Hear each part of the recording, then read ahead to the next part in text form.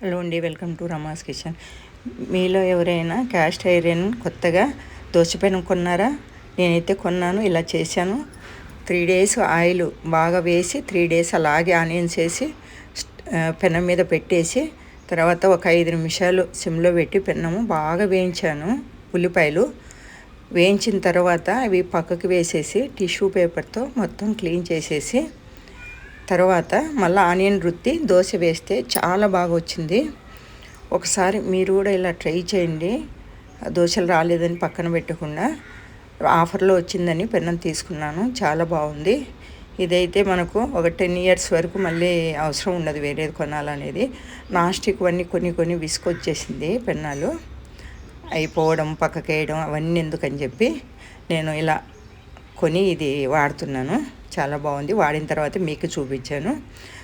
దోశలు మాత్రం చాలా పర్ఫెక్ట్ వస్తాయి. మనకు రోస్ట్ కావాలంటే రోస్ట్ వస్తాయి. మెత్తని వేసాను నేను, మెత్తగా కావాలని చెప్పి. ఏ దోశలైనా వచ్చేస్తాయి. దీని మీద మసాలా దోశకి కావాలంటే రోస్ట్ చేసుకోవచ్చు. దీని మీద ఇవి ఓలిగలు కూడా చేయొచ్చు.